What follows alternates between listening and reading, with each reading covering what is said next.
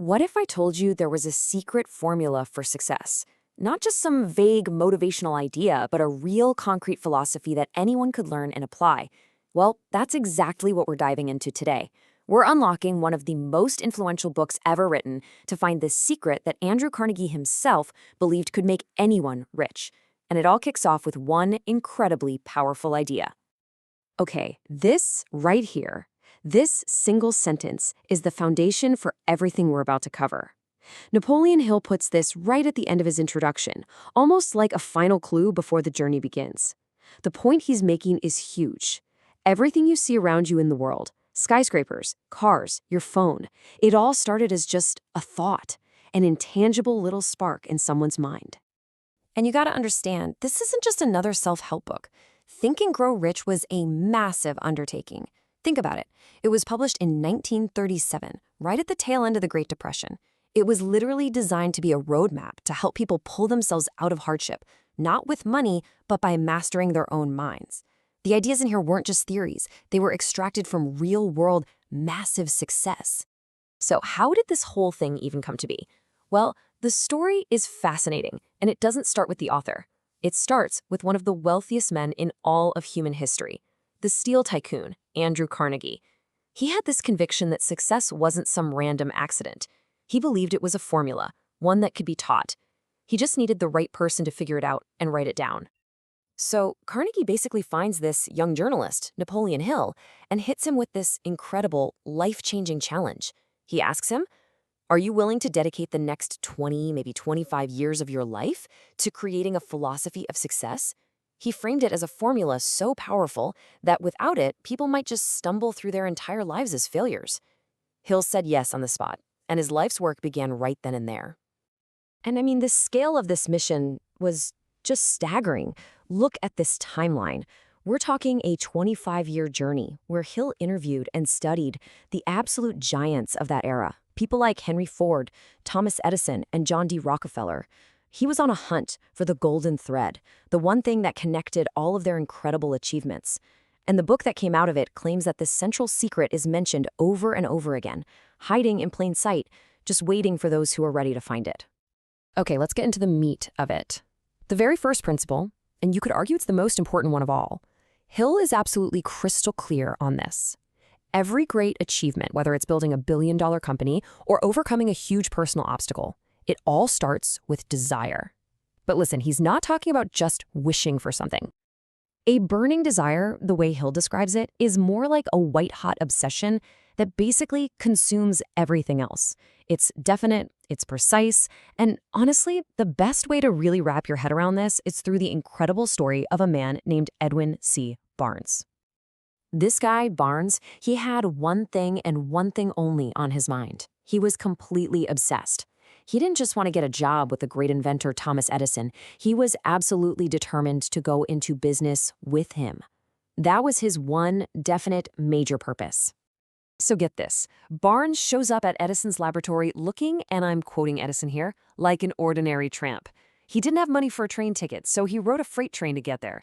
He had absolutely nothing to offer on paper except for this fierce, unshakable determination that was just blazing in his eyes. And Edison saw it. He gave him a low-level job, basically sweeping floors, because, as Edison put it, when a man really desires a thing so deeply, he is sure to win. Barnes took the job without hesitation, knowing it was just the first step. And this is where that burning desire really proves its worth. For 5 long years, Barnes just worked in Edison's office, waiting for his shot. His big chance finally came with a new invention, a dictating machine, that none of the regular salesmen wanted to touch. They thought it was a joke. But Barnes, he saw his opening. He jumped on it, sold the machine so successfully that Edison gave him the exclusive national contract. And that's how the famous partnership made by Edison and installed by Barnes was born. It's the perfect contrast to Hill's other famous story about the gold miners who quit just 3 feet from a massive vein of gold. They gave up at the first sign of trouble, while Barnes clung to his obsession until it became his reality. Okay, so having a burning desire sounds great, right? It's the starting point. But what do you actually do with it? How do you turn that powerful feeling into, actual dollars in the bank? Well, this is where Hill gets super practical. He provides a very specific, actionable formula. See, this isn't some abstract, fluffy theory. It's a 6-step blueprint. And notice the language here. It's all about being definite. You fix an exact amount of money, not just a lot. You set a definite date. You decide exactly what you're going to give in return. There's no free lunch. Then you write it all down, and this part is crucial. You begin at once, right now, whether you feel ready or not. But it's this 6th step, you guys. This is where the real alchemy happens. It's not just about reading words off a piece of paper. It's about firing up your imagination and your emotions. You have to literally see, feel, and believe that you already have the money. You have to convince your subconscious mind that it's a done deal. And that burning desire we talked about, that's the fuel that makes this kind of belief even possible. All right, so if desire is the engine, then faith, well, faith is the fuel. It's the catalyst. It's the element that gives life and power and real action to that initial thought. Without it, your desire is just a wish, and those 6 steps are just empty words on a page. Hill has this awesome metaphor for it. He calls faith the head chemist of the mind. Just think about that for a second. Faith is the active ingredient that takes a simple thought, mixes with it, and transforms it into something your subconscious mind can actually understand and act upon. It's the bridge between your conscious goal and the massive, untapped power of your subconscious. Now, this isn't just about wishful thinking or some kind of blind belief. Hill is very clear, faith is something you can build, systematically. The main tool you use is autosuggestion, which is really just a fancy way of saying you're programming your subconscious by repeatedly feeding it your definite goal. By mixing those repetitions with intense emotion and by acting as if you already have what you want, you start to systematically starve out fear and doubt and build an absolute, unshakable conviction. So all through the book, Hill keeps dangling this carrot in front of the reader, this great secret that Andrew Carnegie shared with him. He says it pops up in every single chapter for those who are ready to see it. So now that we've looked at desire and faith, it's time to tackle that central mystery head-on. What is this magic formula? The one that supposedly powered the careers of hundreds of the most successful people in America. Is it some secret word, a hidden principle we've missed? And the big reveal, it's actually incredibly simple, but also really profound.